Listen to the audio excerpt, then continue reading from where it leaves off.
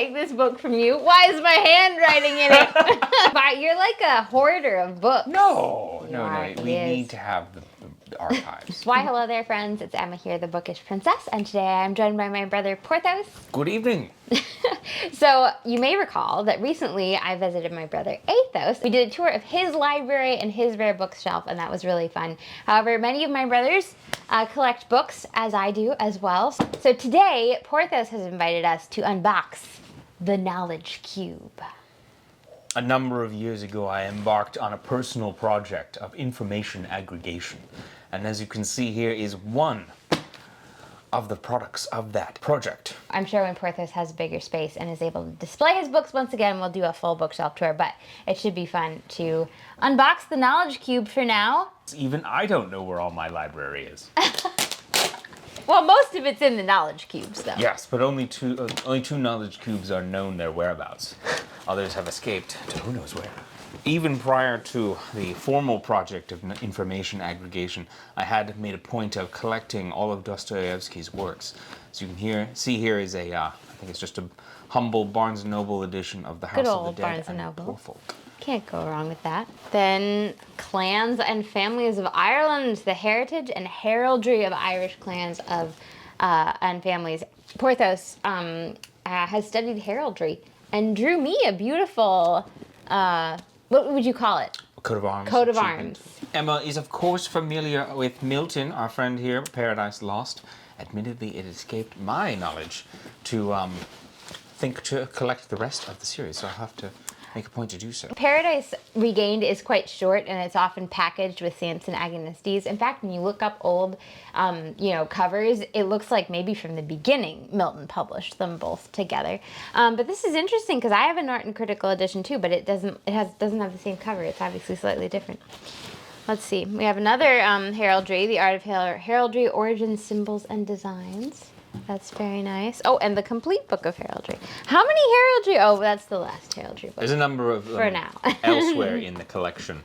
I enjoy both studying the formal aspects of the language in addition to sort of the artistic expression, which you can see has quite a wide range of manifestation across the centuries. This is a relatively recent acquisition. It's the Book of Ornamental Alphabets, which is literally just a collection of different fonts which have escaped our computer landscape until now. So, are these actually from like the 16th century? I believe so. It's a collection from across 14th the ages. century, 8th and 9th century, Anglo-Saxon. This is impressive. Wow, that's beautiful. So I thought it might be an interesting way to perhaps add this to my repertoire of being able to command fonts beyond the standards, shall we say. Is this one that you found kind of randomly at a used bookshop, or did you seek this out? I did not seek it out. I found it randomly, unfortunately not in a real bookshop, but online. Oh, okay. So, but you just stumbled across it. Looking for things to get that buy 3, get 1 free. Another, I'm sure Emma is familiar, of course, with our friend Ayn Rand, Anthem. That's a good one. And the complete poetical works of Byron. This would be good for Feb Regency. You should break it out. Aside. Yeah. Excellent. Yes, I am. The two master traits of Byron's genius are the revolutionary spirit and classical art. Poetry is another realm in which I like to dabble occasionally. So it's has its representatives. Another of Dostoevsky here is The Eternal Husband and Other Stories. A number of the Dostoevsky works I have picked up are more or less just collections of his short stories. So, which it's hard to find some of them actually, but I want to say I have most. Does this have the Dreamer? There was a really Yes. good one that you recommended that. The Dream of the Ridiculous Man. Yeah, oh look, it is in here. That was I can recommend that one. The Dream of the Ridiculous When Man. Dostoevsky wrote a story about me. Another family favorite, The Virginian. Who could go wrong with such a... Well, our dad doesn't like the Virginian, actually, but the rest of us do. I think we'll bring Father around eventually. It's just, he has a rugged charm. Yes. The Virginian does. Out there in the West, there was no law. People had to take make it into your own hard hands choices. Law stemmed from the individual. Oh, speaking of demons, or were we? It was Dostoevsky made me think of demons. A Plague of Demons by Keith Laumer. Yes, this is this fellow Keith Laumer. I haven't actually read this one yet. Unfortunately, I'm not sure if I should admit this to the bookish kingdom, but much of my library I have not actually gotten around to reading yet. So you'll have to forgive me. There are lots of people I that... swear I'm bookish too. No, officer! Keith Laumer in particular wrote another book called Bolo that was he wrote a Bolo. very old favorite of mine. So I had found this a little bit back, and I'd meant to read it more promptly, but unfortunately, as things do, sometimes they don't. Similarly, another one that falls into a similar category is Arthur C. Clarke's The Deep Range, which not a huge fan of Clarke. Undersea, as it were, deep under the ocean, has always spoken to me as an interesting venue for short fiction, and also had, I think, relatively recent to the acquisition of this, had read. There was a work by Frank Herbert, which is also about a long-range undersea operation. But not the Dune series. No, it's not Dune. Separate. Yeah, it's just a short story. There was Have you read other things by Arthur Clarke? I way back in the day, I had read Rendezvous with Rama. The library at the time, I do not believe, had 2001 Space Odyssey. Otherwise, I probably would have read that. Oh, he wrote that? He did, yes. Next, we have more of a... just part of the information aggregation, as it were, is Charles Darwin's Origin of Species. Seems like a notable works is part of the theme of the knowledge cubes, is to find... Why? Why were you squeaking? Oh, you were just speaking of Sir Gawain and the Green Knight. In fact, we were trying to find a film adaptation of it and found a or pretty at least dodging deadly the new one. version No, of we tried for a 1970s one. I'm not sure that one is going to ever achieve cult classic status. So, I don't think we're ever even going to finish watching it. Yeah, probably but not. this is by Tolkien? Yes, Tolkien wrote. He didn't write the story, of course, but he made the modern. I was going to adaptation say of its the Old author is unknown, a poet lost in the tides of time and language. It is a tale as lush and dark as England's medieval forests. Wow, maybe I'll borrow this from you. So Tolkien translated this. Yes. So it's an excellent edition, and it also includes another of Tolkien's translations, which is Pearl, which I thought was another excellent work. It's more of a theological, quasi-theological poem. I have here is Four Great Plays by Chekhov. My penchant for Dostoevsky did branch out into a general appreciation for Russian literature. So they have their representatives in the knowledge cubes as well. Another Anton Chekhov actually is immediately here is The Duel and Other Stories.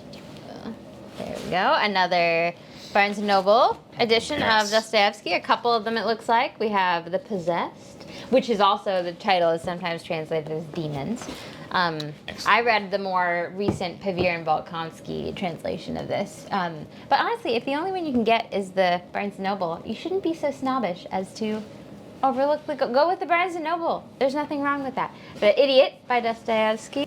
Another very close to Dostoevsky is, of course, Nikolai Gogol. I believe this is a collection of his tales. I've also read Dead Souls, of course, although I think at the time I had borrowed our mother's edition, so I don't believe it has a representation here in this particular box. It's another author that teaches one to be wary of the knights in St. Petersburg.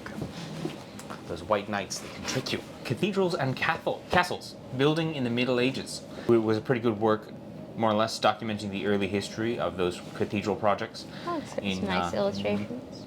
A particularly amusing anecdote that I remember from that volume was relating how when, I don't think it was Abbot Suger himself, but in another scenario where they were going to build a church back in like 1200 AD or something, and everyone was like, but the forests, my lord, there's no more trees to be had to make the timbers to build the trusses. And the same thing is said these days when, very specifically... All the way back in medieval times, they were like, there's no more trees. They've been saying this all the time, but we always seem to dig them up, so... well, that's the good thing about trees. You can plant more. Can plant more, and should plant more. You have more of a didactic volume here, is The Elements of Style. Strunk and White. I think I might have just stolen it and thought to incorporate it into the preservation archives. A Display of Heraldry. Here's another one by William Newton with some jousting knights on the front. Everyone loves a good joust. Who doesn't love a good joust? I want to say there's more, but these are both elements of the Return of Sherlock Holmes and The Complete Adventures. Oh, those are fun memoirs. editions. So yes, I want to say there was a third.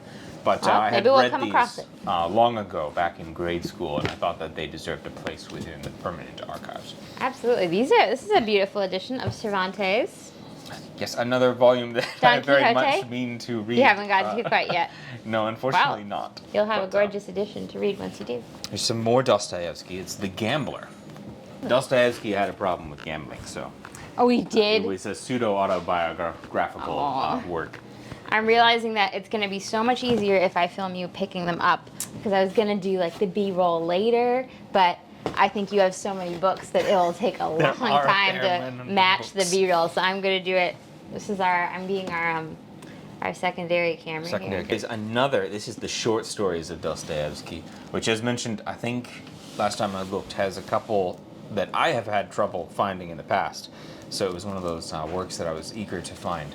I believe this was at a local bookstore. Boxed edition of The Beggar and Other Stories Here, put by it over Chekhov. Have you read that one? No. That's a lovely edition, though. Russian classics. The Russians are very well represented. Yes, Dostoevsky is, of course, my favorite. Tolstoy is in here. Speaking of the devil, we have War and Peace here. Say, International Collectors Library. More Tolstoy. Now, this is one of the books that I'm actually kind of my favorites in my collection. Not necessarily from the story perspective. Anna Karenina. I should have said the title. I do like Anna Karenina, don't get me wrong. And I like it better than War and Peace, because that one was... Not that it was long, it's just that I feel like he goes a little bit too far in his beliefs in, like, determinism. He seems to discount the idea that any individual has any real impact. Because that was the whole point, was that, you know, these wars are going on, and they just sweep everyone along with it. Is Napoleon really in command, or is it just all of these people was within their will to march upon Russia? And it's like, I get what you're trying to say, but I don't think I buy it. I think I sympathize more with the sort of Anna Karenina? justice spirit of Anna Karenina. Justice. I didn't like Anna Karenina, but Vronsky, I think, was a very sympathetic character. Because, you know, you start this story, and of course, he's making the trouble. You know, maybe there wouldn't have been so much problems without him. But he proves his worth in the end, especially following what happens. When you see who he truly is in that moment, it's like he was a man of worth after all, even if his and exuberance got everything in motion in the first place. But just the quality of that edition was part of what I'm kind of proud to have it on my shelf. It's beautiful. Wow, you're making me want to read Anna Karenina, so I know whether or not I agree with. I don't know if what he just said is controversial or not. Let us know your Comments thoughts below. Tell us why I'm wrong and why Anna Karenina is your favorite female heroine ever, which is a really poor choice, because I don't think, she seems completely unsympathetic to me. To be honest, you're that's why just I've as never read complicit in ruining everything as Vronsky, but you don't seem to have there's no redeemingness to. Maybe it's just my sensibilities. I have to read it. But yes, you'll have to tell me the next time. Then maybe I'm all wrong. But here we have another sort of in the vein of Darwin is The Wealth of Nations by Adam Smith. You know, it's another just remarkable work that I'm going to get around to reading one of these days, I promise. But for now is safely within the Is this somehow it seems like a Soviet edition? I don't know why those seem like Soviet workers on the front with the wrench. A little bit. I feel like we have to do this one next because I keep laughing at the title of it. 10 Ways to Destroy the Imagination of Your Child. As Solon signals with this book his presence in the top ranks of authors of cultural criticism. Classical Conversations, Anthony Assolin. This brave and bitingly funny book is an indispensable guide to overcoming today's treacherous trends in parenting and education and the overwhelming banality of contemporary culture. Now, I'll admit it isn't really directly relevant to me, but I had heard it recommended by a Twitter user that I respect. So I thought that get it for have later. It on hand for underneath that, hiding here, is the English grammar for students of Russian. Another sort of pet project which is unfortunately kind of fallen by the wayside. I would love to eventually someday be able to read Russian to the degree of taking on Dostoevsky in the original Klingon. So in the original Klingon. like Shakespeare. I have this edition, the same edition of the Aeneid. An excellent book, yes, as just mentioned. The Aeneid. I find Virgil to be utmostly trustworthy by way of our friend Dante, who I am journeying through purgatory. It's true. He's currently reading my Dorothy series. But yeah, I read the Aeneid last year. Partly I read that. Partly I listened to the audiobook version. But yeah, I really enjoyed the epic language, and it was fun to trace Aeneas's faith is what I think Dante relates to in Virgil, because Aeneas's devotion to his gods and his faithfulness is one of the things that Virgil contrasts Aeneas to, like, the kind of godless Greeks who just desecrate the temples and don't even care. And I think that's what Dante appreciated and kind of picked up on. Speaking of the Greeks, I also have Herodotus's histories here. Again, on the list. We'll get to it. Yeah, I read this back in college, but it's been a long time. I feel like with some of the things that I read back in college, it's like I probably should reread them because it's, they fade from your mind, and when you read them for class, like, you're reading in a hurry to meet a deadline and to be able to discuss it or write a paper, and so it somehow isn't quite the same as reading on your own at your own pace. You're right. I've been meaning to, speaking again of Dostoevsky, that it's probably been more than a decade since I read Crime and Punishment, which was my first exposure. So far too long. How can you let a decade go by without rereading Crime and Punishment? It should be every honestly. 3 years maximum. Every year, preferably. Now, I know we had already mentioned Tolkien, which of course you can't go wrong with his edition of Beowulf. I love the cover of that. It looks sort of like Smog. So here we have the works of Herman Melville. I think most notably, of course, is Moby Dick. This is interesting that you have his other works, though, because I feel like I don't think I've read anything other than Moby Dick by Melville. We have the Sonnets to Orpheus by Rainer Maria Rilke. I've never read any of those. It's the complete poetry and selected prose of John Donne, as well as the poetry of William Blake. It's escaping my memory right now, but they were the alternate school of poetry at the time of the English Civil War. The Cavalier poets were the ones that I'm more familiar with and have some of their works, and had heard of this other, who I thought to have some representation of them as well. What's an example of the Cavalier poets? Robert Herrick is my favorite Cavalier poet. I think Inigo Jones is in their group. Let's have a look at this one next. Yes, this is the Maxims of Washington. So the great sayings. George Washington. George Washington. How fascinating. It's I was just hearing it said the other day how difficult it is to craft aphorisms, as it's very easy to either say too much or leave out. Another of the poetry works, I have the poems of Rudyard Kipling here. Bard of the Empire. That looks Can't forget him. It's illustrated. Wow, look at the gold foil elephant. Very nice. I think we must be onto a poetry vein. We've struck a poetry vein. In mining the knowledge cube, we've struck the poetry. We have Robert Frost here, of course, everyone's Very favorite nice. American poet, or maybe not, I don't know. Maybe you have other favorite American poets. You can leave them in the comments below. He's you can pretty tell good. me why I'm wrong and have poor taste for having Robert Frost in my box. No, I love Stopping by Woods on a Snowy Evening is my favorite winter poem. to Woods go. these are, I think I know. His house is in the village, though. He will not mind us stopping here to watch his woods fill up with snow.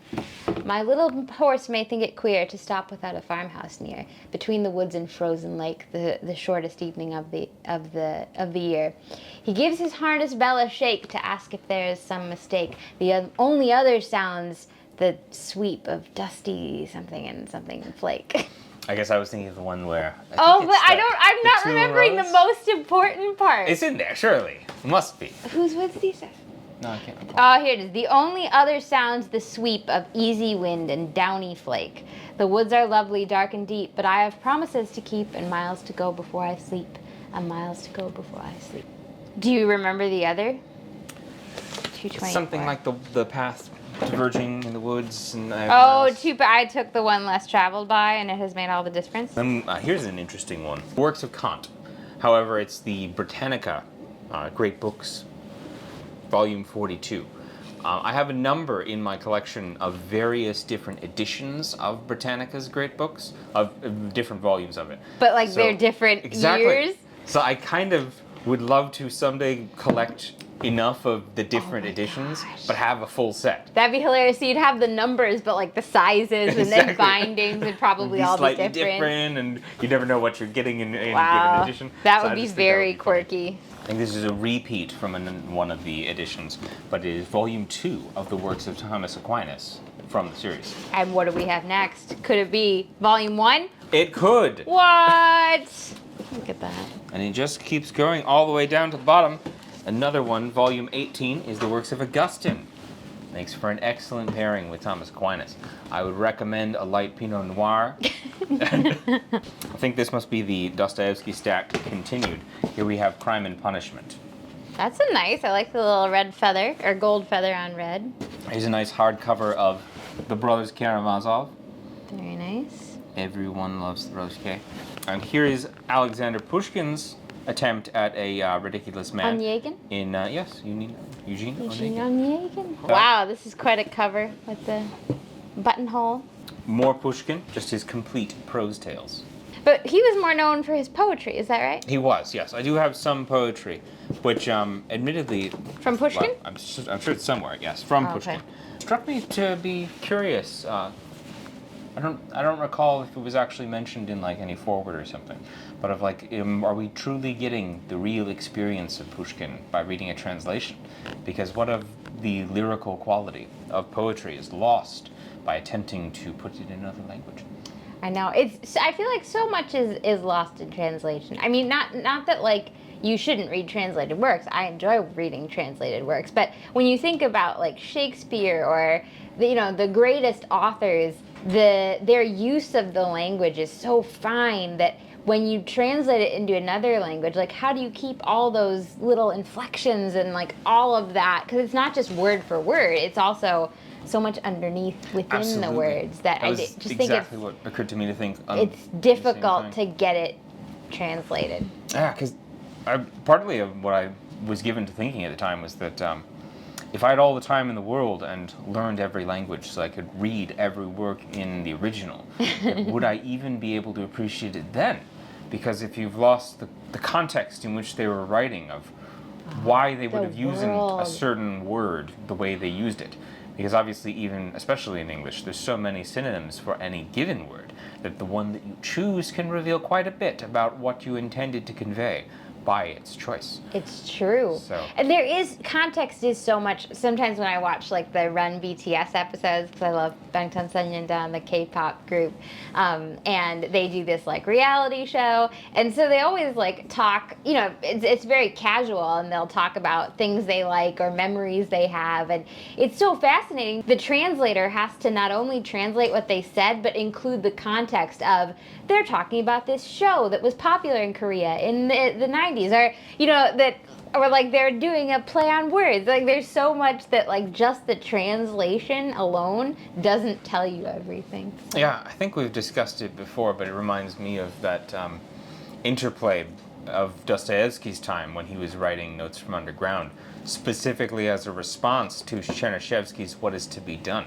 And it's like, if you don't know that context of what he's replying to, and then you zoom out and you see what happened later with Chernyshevsky, like that influencing Lenin, whose own book was called What Is to Be Done, specifically in reference to Chernyshevsky's. And then like you zoom back in, you see that that's all more or less in the same discussion with things like Turgenev's Fathers and Sons, and it's just this rich historical context that if you don't have it, like you're not getting the full value of the book. So what would it really take to appreciate every great work of the poets? So, I'm not sure only God can perhaps appreciate so. them all. You can see here is the great short stories of Tolstoy. Here we have Anton Chekhov's The Steppe and other stories. Now here we have the Orlando Furioso, which I was led to believe is some additional adventures of Roland, the paladin of Charlemagne. So admittedly I haven't gotten to this one yet, but I am, of course, have read The Song of Roland. Of course, perhaps his greatest adventure, ending, of course, with his death. Spoiler alert. I'm sorry. But you should have gotten to this by now. I mean, there is a lot of blood on the cover. You could have. I haven't gotten to this, so. One of the crowning achievements of medieval artistic genius. In the matter of France. You have a good medieval representation here. We do. Speaking of which, I also have the Song of the Cid. So if your preference is for... Like the movie. El Cid, yes. So if you would prefer Reconquista somewhat later, then that's fine. I like the Reconquista too. Now I have, similarly in the sort of the epics genre is the Epic of Gilgamesh. See, there's a lot of lacunas in there.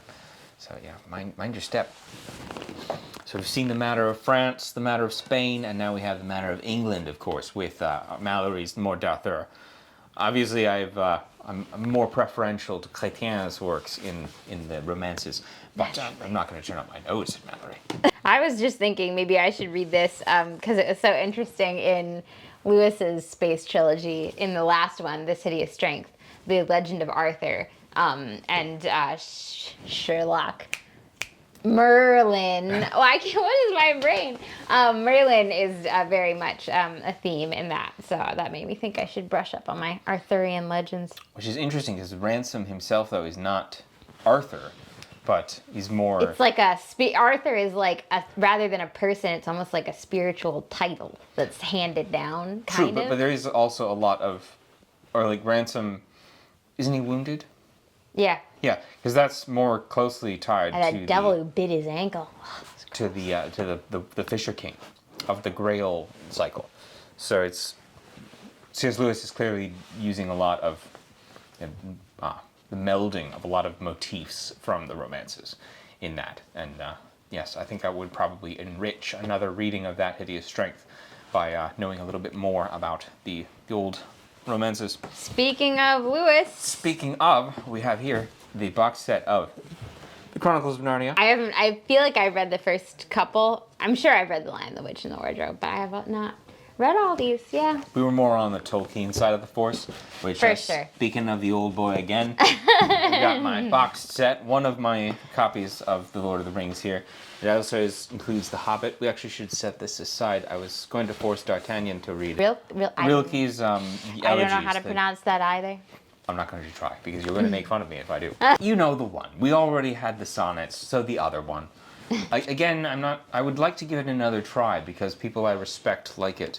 And maybe I'm just lacking some context, and maybe that would be improve my experience there. This is a work of fantasy. There's a fair bit of fantasy and science fiction, so maybe you'll have to forgive me if I'm departing from the very high ivory tower of poetry and heraldry and the classics.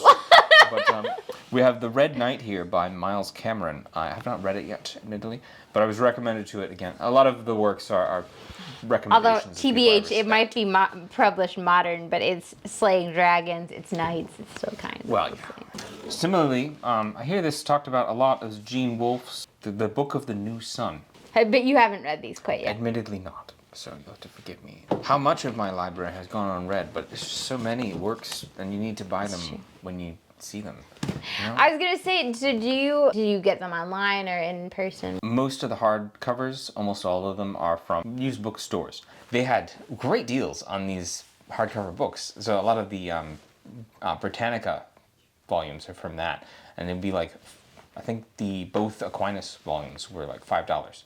So that has been a great source of my books. Used bookstores. And getting those sales, hot sales on eBay. Second sale, thrift books, shout out to those guys. I'm sure they're mega corporations or something, but they've got the deals. At least $5. Amazon doesn't own thrift books yet, so that's something. Okay. Real sucker for the cheap cheap books. So here we have Henry David Thoreau's Walden and Civil Disobedience. Poetic Edda? Yes, the Poetic Edda.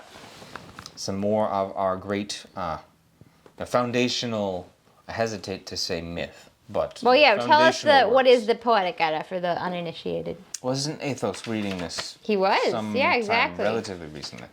And of course it is the foundational sort of stories and narratives of the sort of Scandinavian / Viking cultures. It says what the Vedas are for India and the Homeric poems for the Greek world, the Edda signifies for the Teutonic race. Exactly. So having that and being able to complement it with, say, Virgil's Aeneid and, of course, Homer's Odyssey and Iliad, which I don't know if those are in this box. They may be in another cube. Yeah. But they are certainly represented. If I can see this. We're getting to the end. Spoiler alert, here's Emma was just looking at Ivanhoe by Sir Walter Scott. Another great tale of knights It's a and beautiful valor. International Collector's Library. That's a beautiful edition. So I guess here's another work of a poetry collection by Charles Bukowski.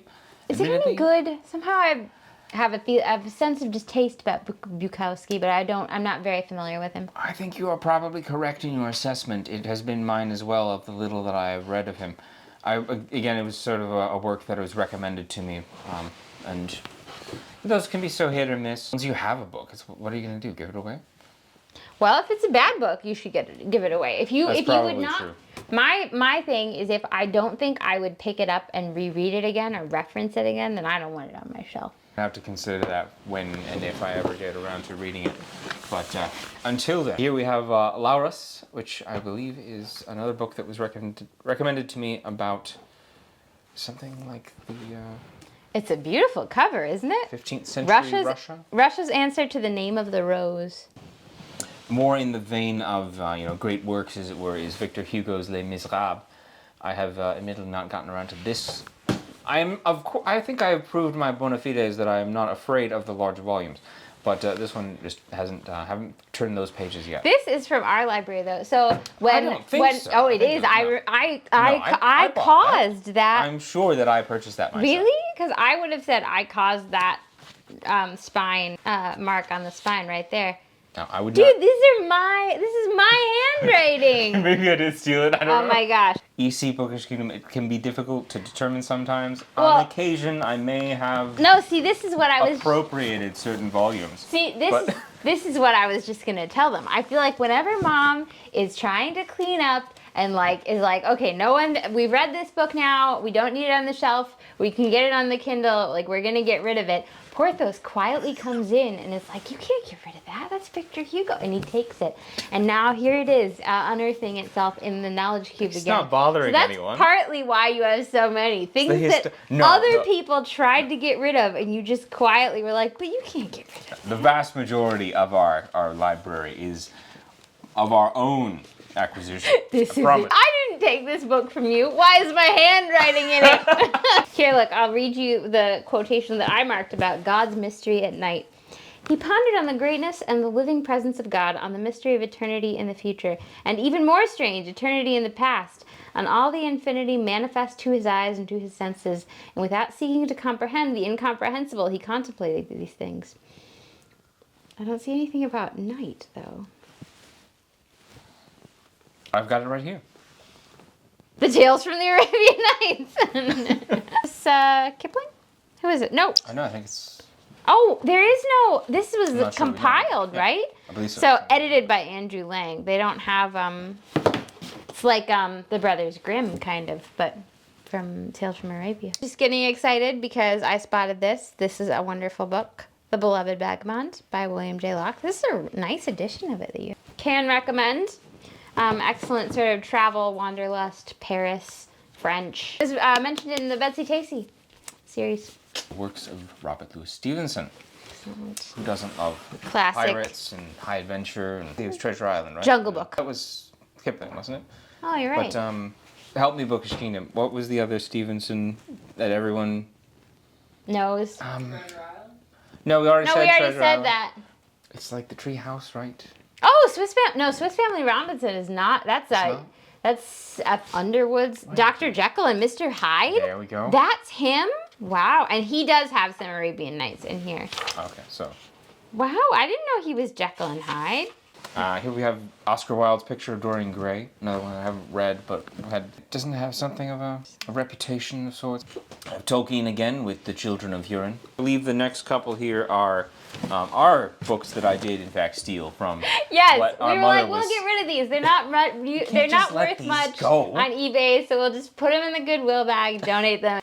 Porthos just quietly was like, I'll put these over here. I believe my mother had offered me the option of absconding with these. Of course, we let them go. But yes, we have Farmer Giles of Ham, and what was that? Smith of Wootton Major. Oh, yeah. Isn't one of these, I think it's Smith, about a pastry cook, which I enjoyed the cake aspect of it. Lost integrity. No, I'm so sorry. Oh, no problem. Luckily, it wasn't a bad crash. Well, and we're gonna put these back in the knowledge cube in a minute. Anyway, okay, and is this the last one? It does appear to be the last of this Oh box. wow, is this like some manga? No, it's a short work. It's meant to be a new work in sort of the Night Vale. tradition of the pulp novel. Oh. So back in the day of like the sort of intentionally short, engaging stories. But you're like a hoarder of books. No. Yeah, We it is. need to have the archives. So there we have it. Knowledge Cube with Porthos. Hope you guys enjoyed it. Let us know your favorite books from this Knowledge Cube unboxing. Do you yourself have knowledge cubes in your basement or books in storage that you just don't have space for or just haven't gotten out yet? We'd love to hear about it. Speaking of absconding books, I feel like there are a couple that I'm just going to be like, oh, I'll just keep this for you and I'll read it and then put it back in the knowledge cube later. Sure. Do it. Don't forget to give this video a thumbs up and make sure you're subscribed. We'll talk to you again soon. Until then, stay bookish. Bye, guys.